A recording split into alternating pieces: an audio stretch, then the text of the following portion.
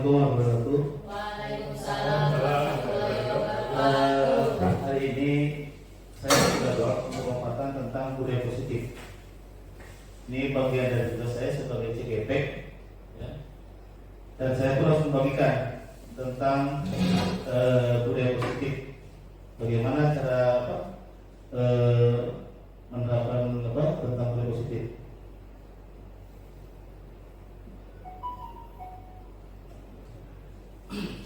Konsep utama modul budaya positif. Di sini ada 7. Ya. Pertama, perubahan paradigma belajar. Yang kedua, disiplin positif. Yang ketiga, kebutuhan dasar manusia. Yang keempat, motivasi gerak manusia. Kelima, posisi kontrol, restitusi. Keenam, keyakinan kelas. Dan terakhir, ke segitiga diskusi. Ini rincian dari awal sampai akhir kegiatannya. Jadi sebelum masuk ke bagian akhir keyakinan kelas organisasi, kita harus coba dulu semuanya nih dari kita sebelum menerapkan. Jangan sampai pas menerapkan kita nggak tahu nih apa nih gitu. Makanya di awal itu ada perubahan paradigma belajar. Selanjutnya di sini.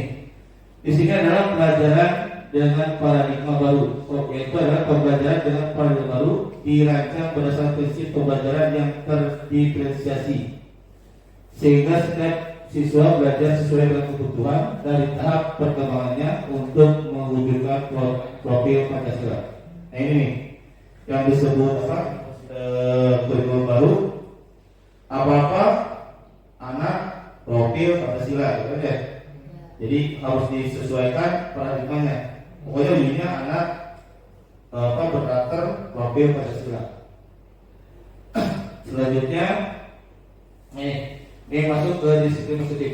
Apa tuh disiplin positif? Yaitu dalam budaya kita makna kata disiplin dimaknai menjadi sesuatu yang dilakukan seseorang pada orang lain untuk mendapatkan kepatuhan.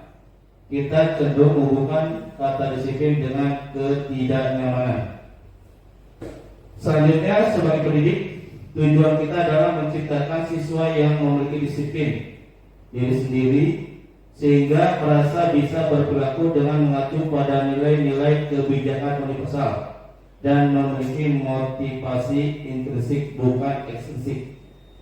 Maksudnya gini, jadi ketika disiplin diterapkan, jangan sampai disiplin itu tidak berteman. Dan ketika disiplin diterapkan, itu karena dari diri anak itu. Nanti yang tadi yang saya katakan itu sebenarnya. Jadi bukan dari paksaan dari luar yang seperti biasanya kita ini salah nih, kamu segini kan? Enggak. Ketika menerapkan itu, oh iya Pak, kenapa saya salah? Nah, itu jadi. Yang terakhir adalah disiplin positif merupakan salah satu cara penerapan disiplin untuk menumbuhkan kesadaran serta memberdayakan anak untuk melakukan sesuatu tanpa sogokan, ancaman maupun hukuman. Nah ini, siapa nih biasanya ibu bapak yang suka ngasih kerjaan ke anak, suka dikasih minuman nih. Nah itu sebenarnya nggak boleh. Itu pesantren yang nggak boleh.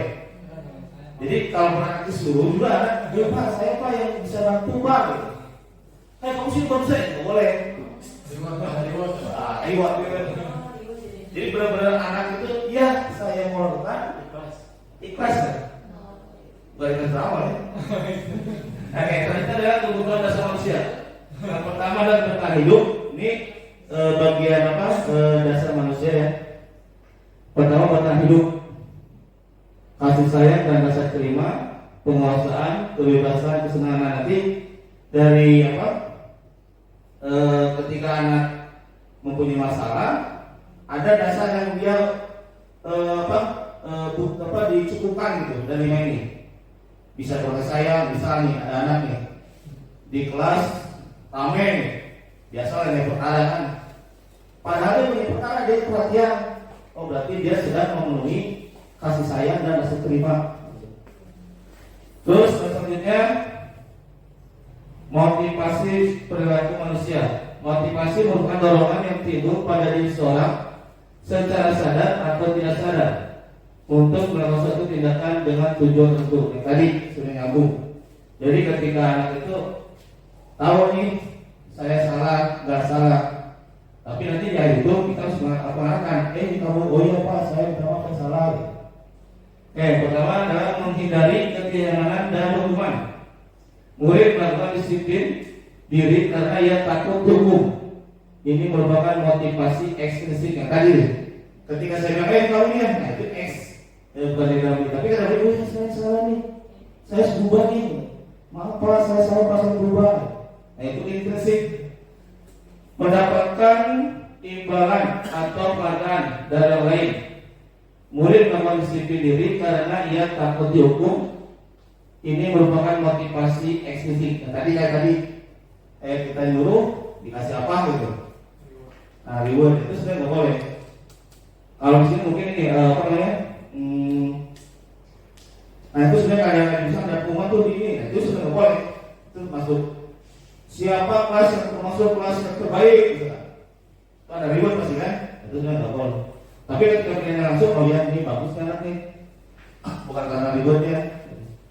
Yang terakhir adalah menghargai nilai-nilai dari kebijakan diri sendiri, yaitu murid melakukan disiplin dan murid melakukan disiplin diri karena sadar akan nilai kebijakan dari dirinya merupakan motivasi intrinsik. Nah, tadi yang saya jelaskan ya. Pertama untuk mencapai akhir tadi budaya positif. Pertama sini ada konsep disiplin dengan identitas gagal. Ada hukuman, ada ini gagal nih. Ya, kadang-kadang kita juga sadar melaksanakannya. Apa itu hukuman? Itu menyakitkan, tidak nyaman, murid takut, memaksa, murid menyembunyikan kesalahan, murid menjadi tadi. Nah ini kadang-kadang kalau kita marah anak jadi takut, terus ditutupin gitu kan.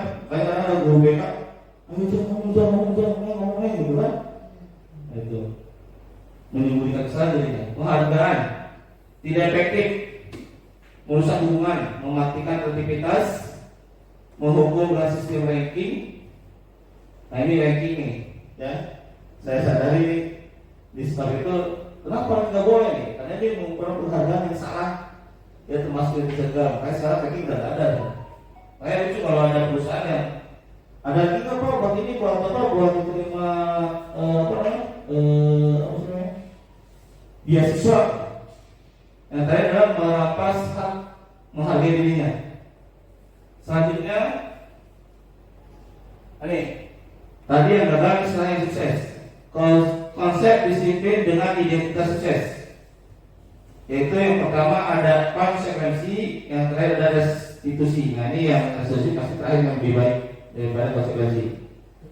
Restitusi di sini ada penguatan jangka pendek, perlu monitoring keberlanjutan, stimulus respon, murid menghormati peraturan, kehilangan waktu untuk memenuhi kesalahan. Nah yang terakhir yang nanti akan di tujuannya yaitu restitusi. Fokus pada pemecahkan masalah. Terus murid menghormati diri sendiri dan orang lain. Terus teori kontrol, dirinya mengontrol. Murid bersemangat memperbaiki kesalahan. Nah di sini ada perbedaan sebenarnya. Jadi semuanya fokus pada murid. Oh ya Pak, saya salah, saya mohon maaf, saya akan berubah dan tidak mau lagi. Kalau di sini kan ada di konsepsi ada ini perlu monitoring keberlanjutan, gitu kan?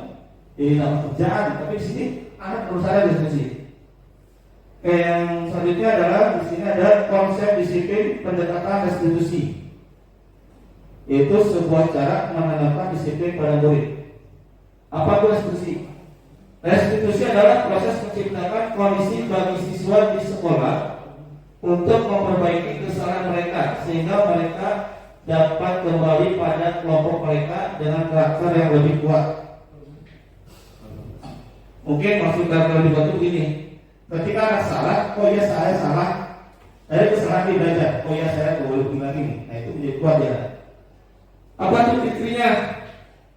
Bukan menebus kesalahan, tapi belajar kesalahan. Tadi saya salah nih, saya nggak boleh mengulang lagi. Jadi sadar deh. Terus apa ngomongin hubungan. Terus yang selanjutnya tawaran bukan paksaan. Jadi akan ditawar nih. Oh iya, Pak, saya nih salah nih. Terus apa? Oh iya Pak, nanti saya begini. Itu nanti akan menambah itu. Terus menuntut untuk melihat ke dalam diri. Apa aja nih permasalahannya nanti.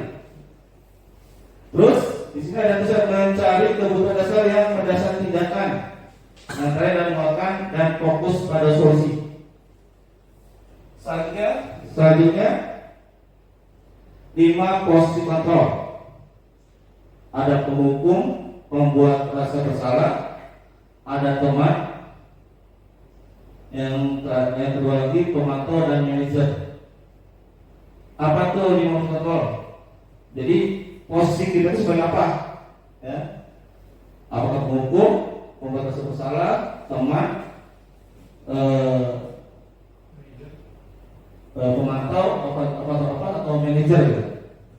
Hukum berarti apa siapa lah ya, kita ngasih soal hubungan. Pembuat rasa bersalah, ketika masalah, kamu kenapa begini, kenapa begitu gitu ya. Ini masalah gitu, masalah salah gitu. Terus teman nih, nah ini banyak teman nih. Karena guru-guru kayak temannya gitu kan. Ya, ayo main bareng gitu kan. Duduk bareng, ngobrol bareng gitu kan, kayak di guru di teman sudah nggak boleh kan. Kayak gitu lah ya.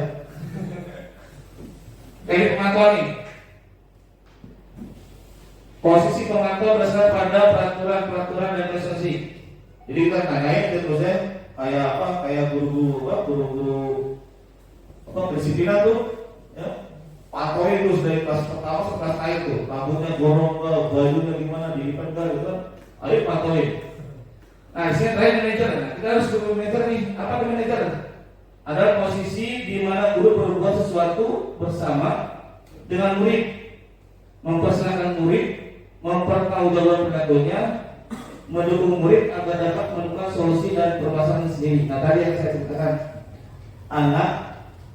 dari anak ke anak buat apa gitu ya, dari mulai ada permasalahan diselesaikan, dia yang solusinya kita arahkan. Oh iya Pak, dari kelahiran yang menyadari kesalahannya. Selanjutnya ada contoh penerapan 5 pos kontrol. Kasus siswa tidak memakai atribut lengkap pada suatu upacara. Oh iya, kasus siswa tidak memakai atribut lengkap pada saat upacara. Nah, ini kasus sama, tapi ada 5 perlakuan. Pertama, hukum, patuhi aturan sekolah, lalu berdiri depan barisan. Nah, sebenarnya itu ketika upacara, ketika itu nggak boleh, sering terjadi ya. Terus pembuatan bersalah. Beberapa kali guru harus memberitahu kamu, guru percaya sama kamu. Itu pasti akan, oh iya saya bersalah nih. Tapi nggak selesai gitu, ya. Teman, ayolah tertib, buat guru bangga. Kali ini tidak apa-apa, kamu salah. Bahasa itu bahasa teman, bukan bahasa pendidik gitu kan. Kalau bahasa siap. Terus memantau nih, kamu sudah melanggar apa peraturan maksudnya? Yang terakhir adalah manajer. Ayolah kamu tahu salahnya, kira-kira apa yang kamu lakukan untuk memberi kesalahannya. Itu untuk terakhir manajer. Selanjutnya, ini semua bisa terjadi. Pertama, kita harus membuat keyakinan kelas atau sekolah. Jadi budaya positif itu akan terjadi kalau kita belum membuat keyakinannya, ya, bisa keyakinan kelas atau sekolah. Jadi urutannya, bagaimana urutannya? Kita berdiskusi dengan anak. Ada apa aja permasalahan di sekolah atau di kelas? Terus aku cara tuh. Terus harus gimana? Ya, ditulis semua tulis. Dia semua tahu, oh ya ini permasalahannya dan solusinya. Lalu disimpulkan mana yang paling awal dan paling akhir. Sehingga, oh ini bagian-bagiannya nih, berapa bagian dapat intinya. Ketika sudah tercapai kesimpulan, itu dari keyakinan. Oh, bro. Ini tuh dia.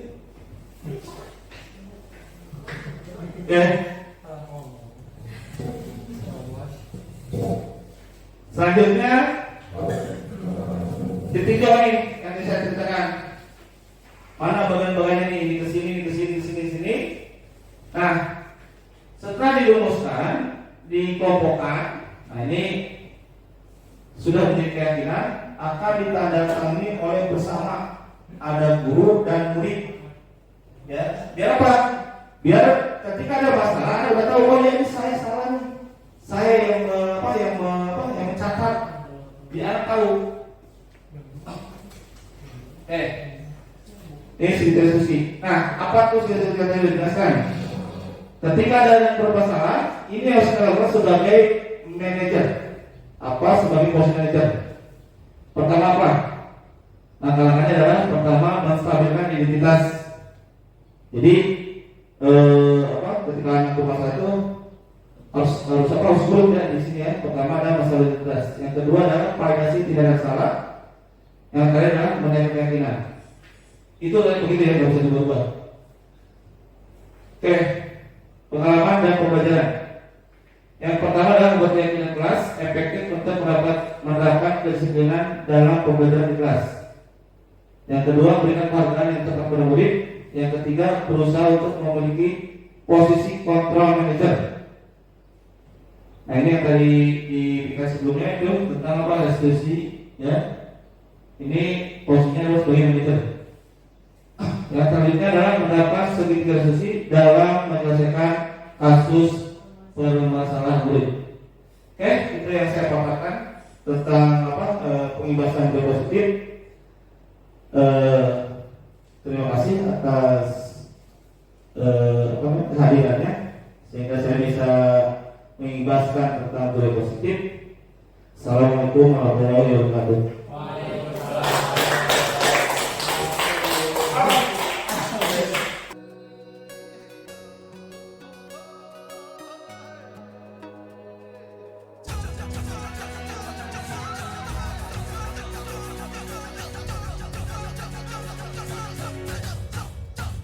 Kita belajar Pancasila, kita bernafas dalam sila-silanya.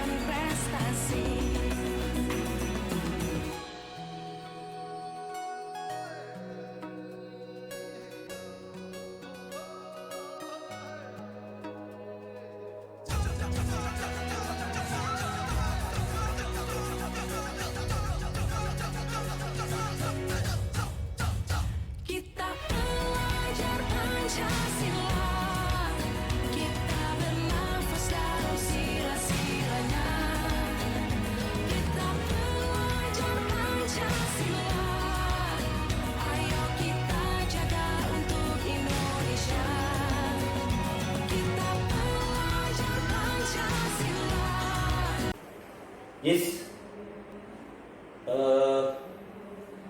Bapak perhatikan absen kamu banyak kurang semester sekarang. Oke Pak. Padahal semester sebelumnya bagus loh. Ya Pak, saya sering tidak masuk dan sering apa Pak? Emang buat kamu aja sih yang banyak apa yang ada apanya gitu kan. Kamu yang lebih banyak. Ayo panggil ke sini biar kita tahu ya kenapa ada apa. Ya Pak, saya minta maaf Pak. Oke.